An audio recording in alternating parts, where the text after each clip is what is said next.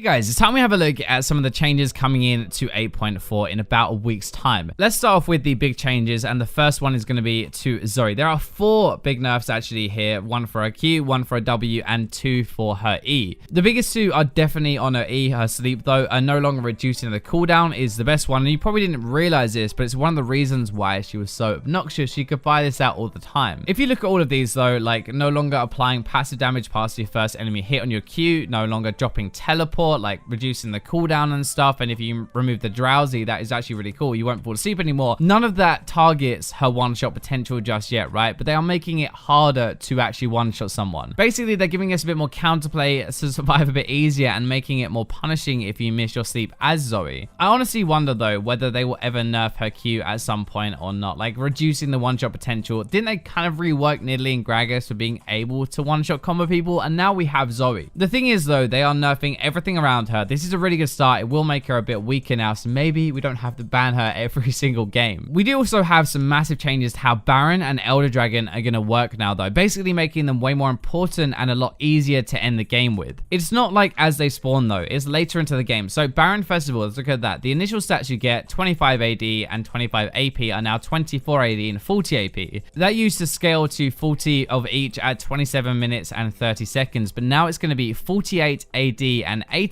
AP at 40 minutes. This is actually pretty huge, getting a free 80 ability power from Baron at 40 minutes into the game. Now that is really important. It's not just about cracking open the base as a buff. You're actually going to fight a lot better. The next part of this, though, is that siege minion damage versus turrets has been tripled, and caster minions now take 50% less damage from champions. Because of a bug fix, Runins is also going to be worse at clearing minions. So this part is all about making minions hard to kill and doing more damage, making that push into the base way more effective. Remember, the siege minions have really high range with Baron buff, and now they're going to beat that tower down properly. So this could be massive for the game if it drops in 8.4. You'll be able to end the game easier with Baron 100%. Past 40 minutes, it is crazy strong, right? So does that kind of mean that late game picks now become even better? It probably does. It'll be harder to throw the game with Baron, harder to come back if you don't have Baron, but Baron steals, though, are going to mean way more. Basically, Baron is now better at pushing and better in a fight as a buff. Elder Dragon is also getting a little bit of a rework as well. Respawns every 8 minutes rather than 10 minutes, but there is this new thing. So Elder is the same the first time you take it, but if you get the buff again, it is now empowered. Instead of lasting 150 seconds, it will now last 300, and yes, that actually is 5 minutes.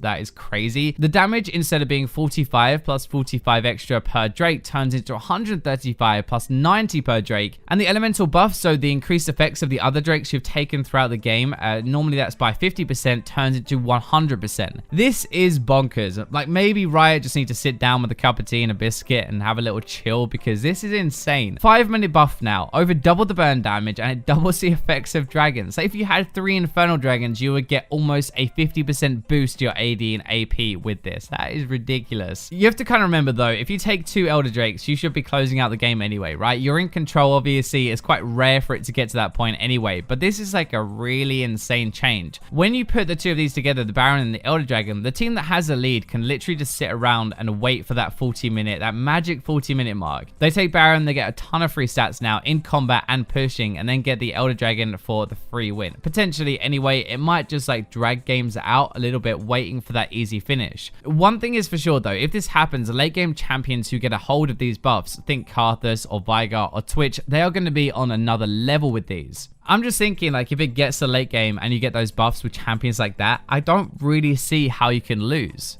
Now, we do have some possible changes for Talent. So Talent isn't seen very much right now, but he is getting the Yasuo treatment. Yasuo was barely played and pretty bad at one point in the preseason, but they buffed his base magic resist quite a lot, basically giving him an extra like magic resist page from last season of runes, and he became a lot better. This is the same thing. I'm not saying that he will be ridiculous or anything like that, and the ultimate change has been on and off the PvE, so we'll have to see about that, whether it actually makes it. But at least his buff is probably bigger than we expect, and if it goes through and he gets that much extra magic resist, he's probably going to be pretty pretty decent. Calista is getting big changes though. Riot's aim is apparently to make her worse in pro play but not mess with her in solo queue, and that's going to be really difficult to do.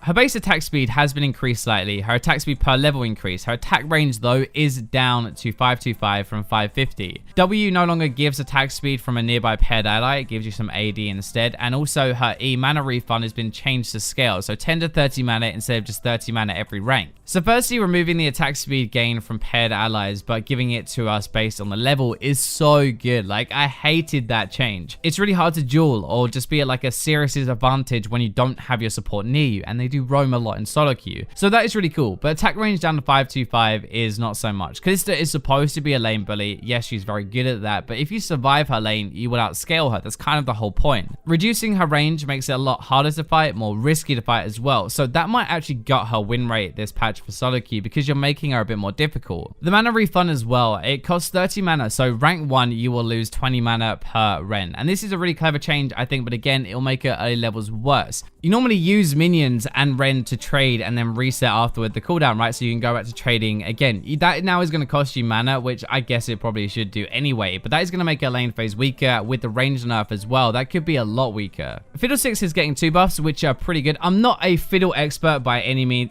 Out of context, actually, that's pretty bad. But these seem to be a pretty good start for him, right? Bonus damage to monsters up to 100%, which will help you clear camps a lot faster. Also, having a minute knocked off your ultimate rank 3, that will get down to like 60-second ultimate now with some cooldown reduction. That is actually really, really good. So far, I'm pretty sure every patch, Fiddle has a higher win rate mid lane than he does in the jungle. So maybe he's actually not that bad as a champion, just doesn't really fit the jungle as much, but this will help. Now, press the attack. Damage has been increased base more later, but damage increase, like the amplifying now, scales from 4% to 12% from just 12%. I'm really confused about this. Why would you nerf press the attack when it's already not that good and nobody's really taking it? Yes, they are buffing the base damage, right? So your 3 auto trait is better, but now your amp is a lot worse. Like, I'm pretty sure the percentage you miss now would have been way more damage than the extra base they have given you. I'm honestly really not sure what the point of this is, but you're looking at like 6 to 10% now for most of the game probably, rather than 12% the entire time. Rengar Rework is also back on the PB again. We covered this last time in the video, but he is back to how he used to be before they changed him. The main things that you have to know about this when it hits live is that his W and his E are staying the same now, so they are going to be the same as they are on the live servers. Passive is pretty much the same. You leap closer to the target though, so he's going to be a little bit harder to get away with. Partly that's because his Q has been changed to how it used to be. It's back to a single target nuke again that does a lot of damage and is really going to hurt. His ultimate will not tell you as well when he ults until he's pretty close now. He can track people a little bit better, and if he jumps onto you and you're closest, he'll deal more damage and shred your armor. I think this is actually kind of scary. So old Rengar was a nuke machine, right? It's not because of that side of thing, he will just blow you up, but now he's also keeping his new W, which is crowd control immunity. I'm not sure, but I think if you gave that to the old Rengar, he would have been even more nuts than he was before they reworked him, because he was a problem, right? So we'll have to see how that goes. He could be really insane. So now we're on to the small changes. We're going to show 3 at a time to kind of save a little bit of time in this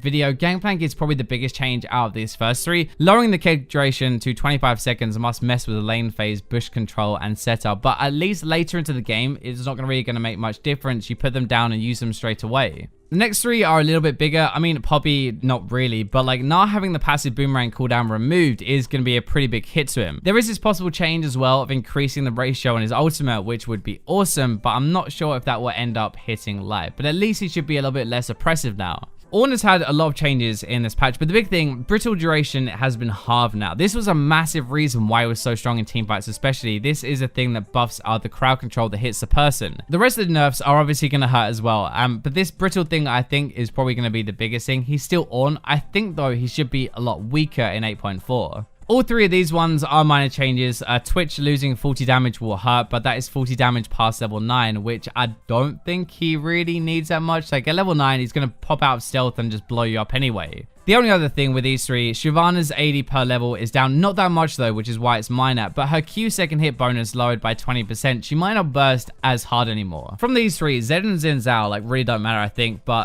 Volibear is pretty cool. The reason it's in the minor part though is because none of this like rescues him from the bottom of the jungle win rate really. They are kind of cool changes, right? But they don't fix issues that he has right now, like getting kite all the time and just not really doing enough damage or tanking as much as others. So there are a few new runes actually coming into the game. Time Warp Tonic is going to be in the row 3 of Inspiration Tree. That means that Celestial Body has been removed completely, and this gives potions and elixirs lasting 20% longer and gaining 5% move speed while under the effects of potions. This is actually also replacing the Inspiration Tree bonus of 20% potion and elixir duration. Funny enough, they just moved that into a rune. It's very straightforward, right? Moving that tree bonus into an actual rune. I didn't think much about it at the time, but potions naturally lasting that much longer must have been really good actually. There is also another new rune, Bone Plating, which is going to go into row 1 of the Resolve tree. After taking any damage from a champion, the next 3 spells or attacks that enemy hits you with deals less damage. It lasts for 5 seconds, but it has a 45-second cooldown. It's kind of a good tank rune, and it's in a row that could actually take it without losing too much. The problem is now though, Second Wind is in row 2, which sucks. They've moved Second Wind from row 3 into that row 2, and they've moved Unflinching from row 1 to row 3 to kind of move it all around. Second Wind is now with your armor and your magic resist boosters, and like taking those two together was the go-to before, so you can't do that anymore. It's not all bad with like Unflinching going into row 3, but it's nowhere near as good as before this patch, I think. Like this actually is probably a nerf for the Resolve tree. There are a few item changes. There is maybe one for Frozen Mallet, where for ranged champions the slow has been halved. For Wit's End though, it's going to cost a bit less. The bonus magic resist increased slightly. It steals more magic resist, but is slower for ranged. This is actually better for melee now, which is weird because not a lot of melee champions prioritize attack speed, and if they do, they normally want crit as well, which this doesn't really give. In theory though, stealing more magic resist and being cheaper might actually be good for AD carries, even if the amount per hit is lower. Especially with Rage Blade and other attack speed items, I think this could actually be better than before, and it was already really strong. Thank you for watching the video, but for now, I will leave you with the robots.